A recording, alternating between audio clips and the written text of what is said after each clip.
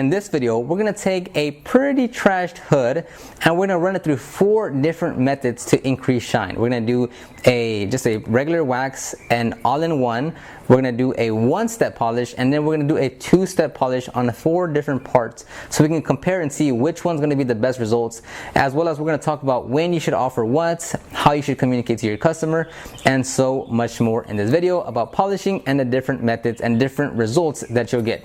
So let's go ahead and get into this video, and to check the links that I'm using, the tools and products that I'm using, and to check out the guides that I have if you want to start a detailing business, check the description box down below for all those links and resources. So first up, we're gonna have just a plain sealant applied to this section right here.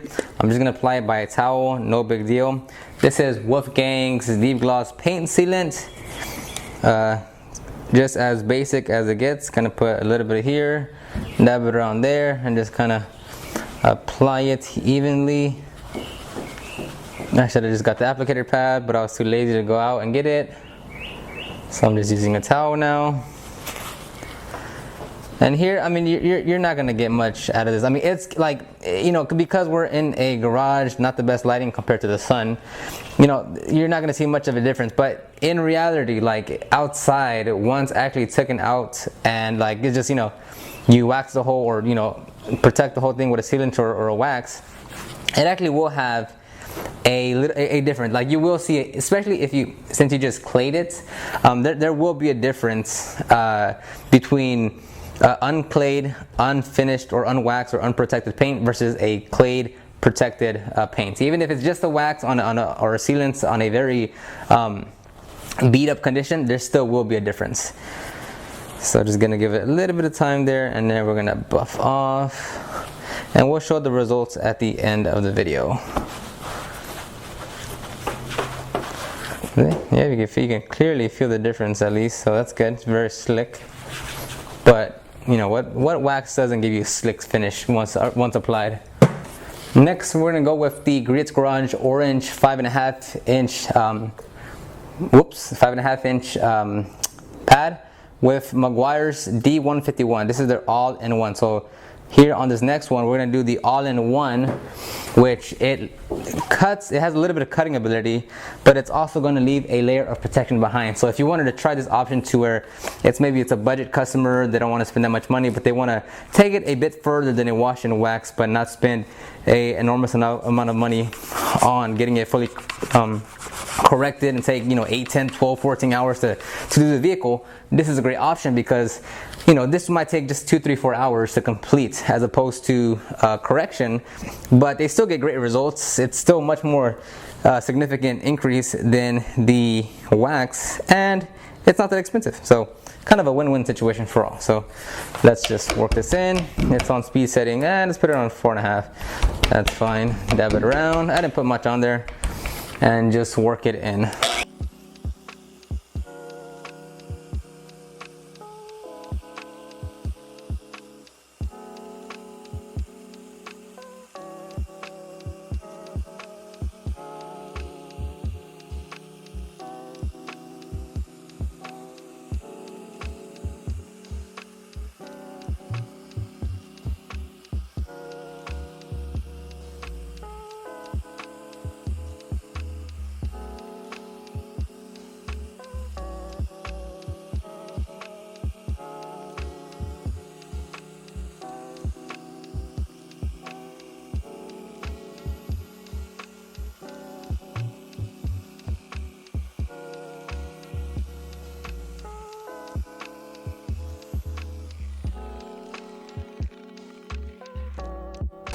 So okay, that was that. Let's go ahead and do this right here. This is another orange towel, not the one from earlier. I'm reviewing these. Now I don't know if you can see it, and I'll bring it up. I don't know if you can tell here, but there's definitely some the crow's feet, or maybe like some scratching of some sort, but it really brought out the you can really, now that it's all cleared up and such, it's much more visible, these little specks of scratches or whatever they have you, but they're literally scattered across the entire paint. But it was just hard to see because it was hidden across the swirls and scratches. Next, again, we're going to use another Gritz Garage 5.5 inch orange pad, and this time we're going to use Gritz Garage Perfecting Cream. This is on their Boss lineup. This is their polish. So we're going to consider this one a one-step polish and see what type of results we get. Granted, I made another video on this. Hopefully I posted it before I post this one, where I already know the clear coat is rather soft, meaning I could get away with probably with this one step and get amazing results. So I already know what's going to happen. That's why I like their bottles, because you can like spread it around with the bottle itself, with the cap itself. So just put a little bit there. Anyways, we'll still go along with it. So again, this is Gritz Garage Perfecting Cream on the Gritz Garage orange pad. Same setting on, let's put it on 4. Dab, dab, dab a little bit.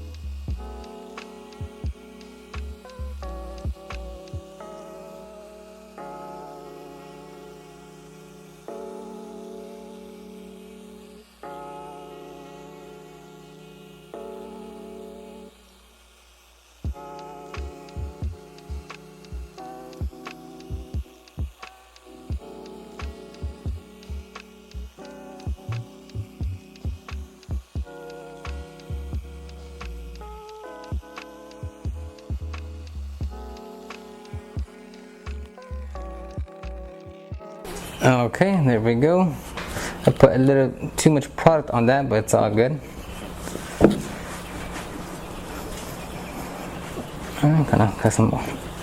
There we go. And yeah, same thing, you can still see the scratches over here as well.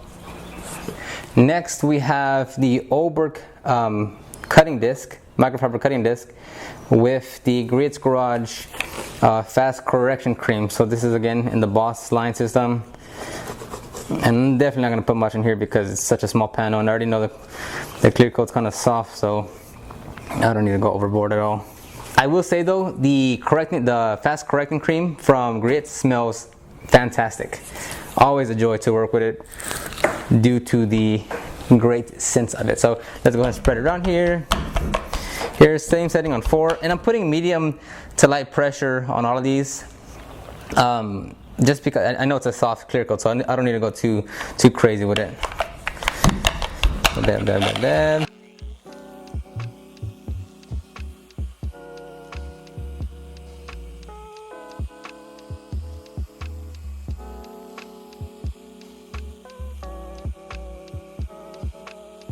Alright, I'm gonna go ahead and wipe it off. Now there are some like heavy deep scratches right here on these two sections, so I have to try to go after that a little bit more. But like, you can clearly tell there's like a cat or bird just kind of slipped and yeeted the paint with its claws. Alright, and now on the same section, because we're doing the two-step section right here, I'm going to still use the Gritz Garage Perfecting Cream on the Gritz Garage foam pad. Dab, dab, dab, dab, dab. It's on 4.5.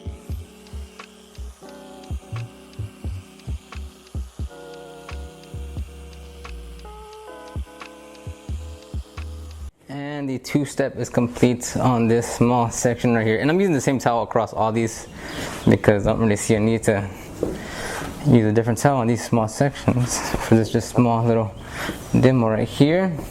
Now for the grand finale, what everyone was waiting for are the results. So this was the sealant, the wax with Wolfgang Deep Gloss sealant. As you can tell, not much of a difference. I mean, I'm telling you, if you wax the whole paint, the entire vehicle, and you take it outside, you will see a difference. It doesn't do it justice, but there will be a difference, 110%. How much of a difference? Well, it'll be shinier, but you know, you still see a bunch of swirls and scratches. Next, this was the all-in-one by Meguiar's, the D151. I'm trying to look at the camera myself while moving the light, so I may be a bit off. Also, I still see there's still a bit of residue on the paint itself, so let me try to reach in. See if I can get that. Okay, there we go. Whoops. And as we can see here, based off of this, I want to say it removed a majority amount of the imperfections. Like I said, the clear coat was rather soft and it came out easily. So that's one thing you have to take into account, is that the different paint systems and the paint that you're working on will yield you different results. So this is the one step. Now there's some heavy isolated scratches right there in that area I just pointed at with the light. So that didn't really come out because those are really deep. But overall, comparing them to side to side between the one step and the all-in-one, and this specific paint, there is minimal difference. I mean, you really have to look closely and know what you're looking at to tell the difference, but there's almost no difference whatsoever. And again, this will change. Like if you put this exact lineup on a different paint that's harder or just a little harder or a little softer, you will get different results. So here we have the two-step correction here. Those are some very, very deep scratches, so those aren't going to come out. I have to really tackle those with the cutting disc or sand them down to minimize them. But here, so the swirls and scratches are gone, correct? Like those are removed. But the thing is that there's still a lot of imperfection in the paint itself because it's pretty banged up to the point where I can't fix that anymore. So let's go ahead and remove the tape and see what we have here.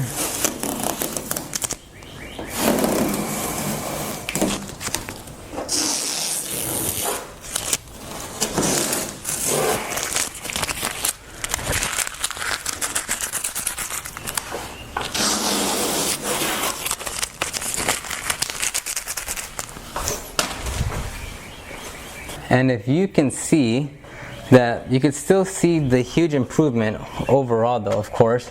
And there we go again, that's the wax, the one step, the all-in-one, I'm sorry. This is the one step. And this was the two step. And then here just the difference between everything, you can see clearly. So here is the wax, tape line, this is the all-in-one, and you can tell, let's see if you can see you can't really tell from here, but there we go, see all these, oh, try to focus in again, see all those little specks around the light and such, like all this here, those are all scratches of some sort or crow's feet or something, but definitely not repairable on the correction side. So this is the just the one step polish, which you can kind of consider both of these a one step, but this is all-in-one. This is just purely one step. You still have to come back and seal it. And then here we have the two step, which again, these are some very deep scratches. Though this whole thing right here, this whole set over here is pretty deep. And there we go, those are the results between those 4 different methods that you can use to increase shine on the paint. Now again, depending on the paint that you're working on, you can get completely different results. Here, the clear coat is rather soft, so even with a little bit of aggressiveness, we were able to get a majority of the swirls and scratches out.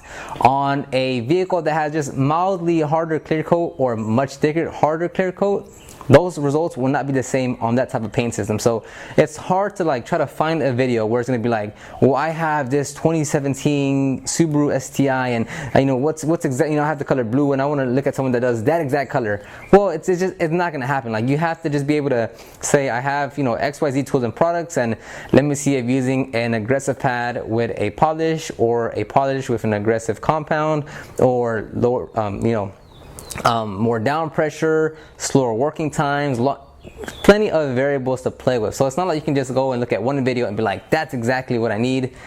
pick and choose, get information, and go out there and apply it to your own paint, because every single one might give you a different answer.